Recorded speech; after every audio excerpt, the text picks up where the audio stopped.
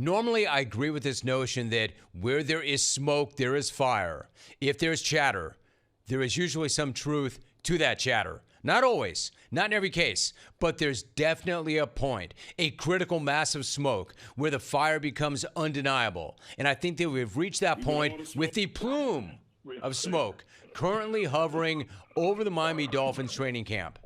Now, it is too soon to call it a mushroom cloud of smoke, but it's really not that far off because there is seemingly nobody that believes in this team in Miami, outside of Miami, pretty much anywhere.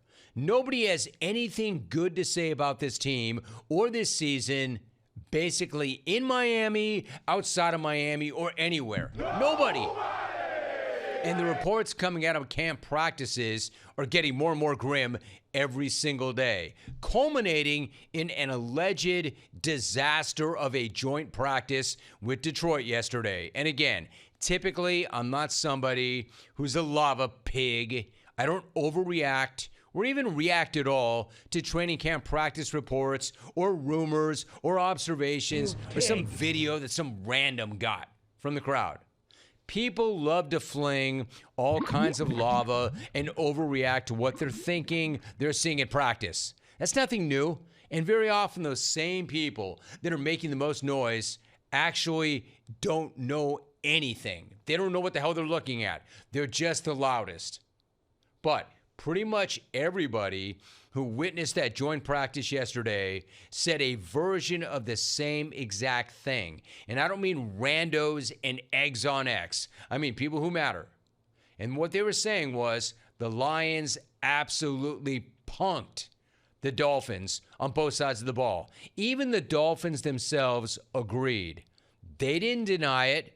They concurred. Tua called it, quote, frustrating, end of quote. He said they didn't have their normal energy. Jalen Waddle straight up said, quote, we can't have that type of practice, end of quote. Maybe the most alarming thing of all is they had fair warning. Maybe I should call this a fair warning shot. This was Lions linebacker Grant Stewart earlier this week on the Detroit podcast, confidently predicting. He called his shot. He called this team out. He called them soft, in so many words. He said the Dolphins will not be ready to practice with us. Yeah, for sure. Man, I don't know if they're ready, man. I'm going to keep it a stack. Just because I've played at other places and played against that team last year, and I joined practice against that team twice when I was in Tampa.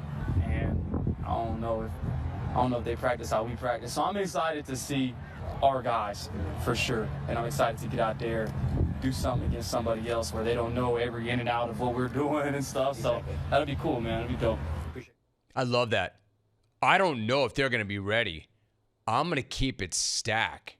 It's going to be nice to hit somebody other than our own. This is going to be dope. He called his shot. Not only did he know, not only did he call his shot, not only has he been around, as he points out. I know, I've been around. I've seen these practices from various vantage points.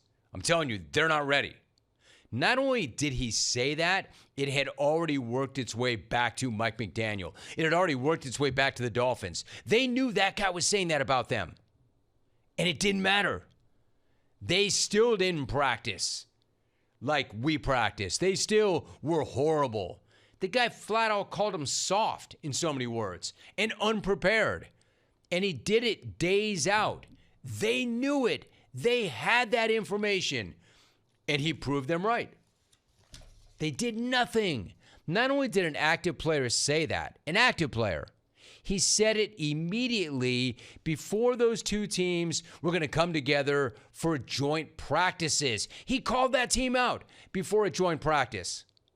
And the Dolphins scared this dude so little, he basically called them soft directly to their faces before dealing with them for 2 days. And they made them look so bad from all accounts. I mean, damn Dolphins. That is so brutal.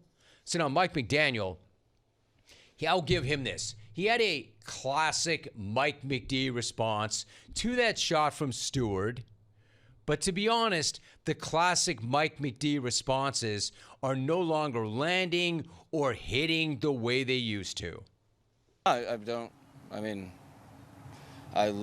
literally does not affect me whatsoever.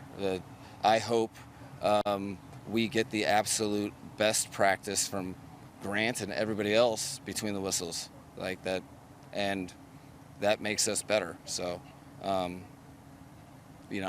think there's a lot of noise, and I would file that into the noise category. Really? First of all, you said, I hope we get their best shot. You did.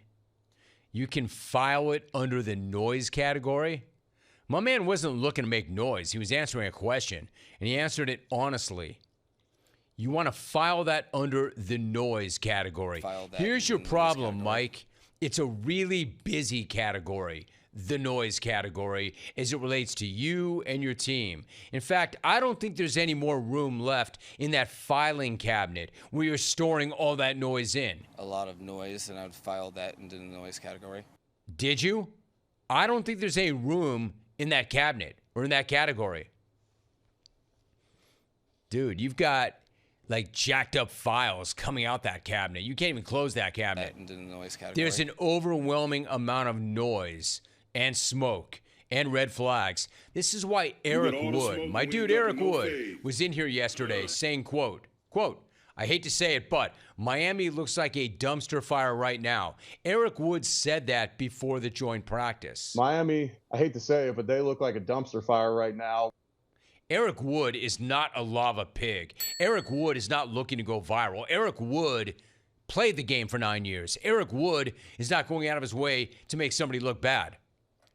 Eric Wood's not trying to hot take the Dolphins. He's just a reasonable dude looking at all that mushroom cloud of smoke, and saying, man, I got to be honest, it looks like a dumpster fire over there. Miami, I hate to say it, but they look like a dumpster fire right now. That guy's not looking to get people to look at him. It's not even like the Dolphin fans are defending this team either. Dolphin fan, get up in here, because I want to hear from you. I do. Tell me I'm wrong. But you guys seem to be as skeptical of your team as the rest of us are. Here is the observation of an 18-year Miami reporter, Omar Kelly, at Omar Kelly. Quote, I've covered the Dolphins for 18 years. Not even in the tank for Tua season have I seen this fan base actively rooting against their team like this year. 2025 has a shot to be good, but not if you listen to Miami's own fan base. And keep in mind, I've seen 20 more practices than you. So does 2025 have a shot to be good? Because nobody seems to think so. I guess except this guy. This guy thinks it does. However, there are some things that need to be said in defense of Mike McDaniel quickly. I like the guy. I'm not about to die on Mike McDaniel Hill, but just to be fair to the reality of the job that he's done. He's coached 3 seasons in Miami. He made the playoff twice. He's 5 games over 500 in those 3 years. And he's only had a healthy Tua like half the time. Judging by the smoke and the fan base and the national media and the lava flingers and general NFL fans, you would think this dude sucks. You would think this dude is Rich Kotite. You would think this dude is Adam Gase. You would think this dude is a disaster. You would think this guy is David Shula. It's just not true. But hip hip hooray! You would think this guy's Jim Zorn. It might be true this season. The signs are not good.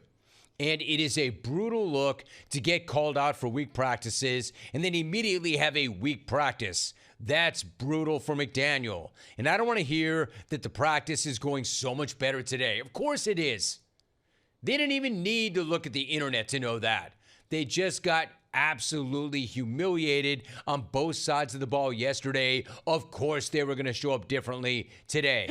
If they got their asses handed to them again today, they probably could have just canceled the season on the spot, because what would be the point?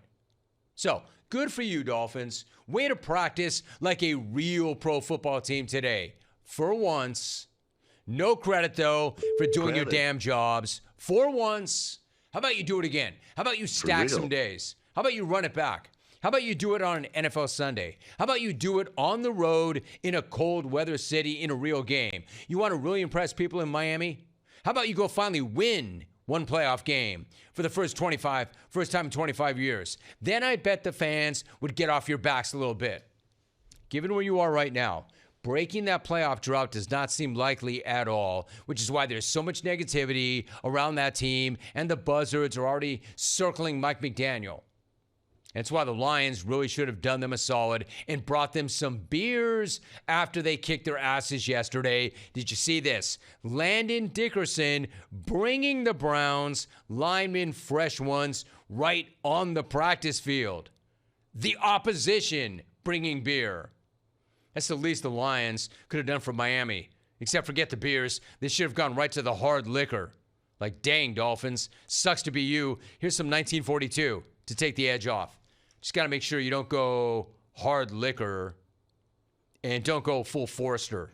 Don't go full Forrester. I'm sure it's tempting to blast some rails in the Dolphins facility right about now, but I promise you, Miami, that's not going to make any of this any better. The booger sugar will not make it better, but not getting humiliated in joint practices might. Stay away from the booger sugar and the Bolivian marching powder.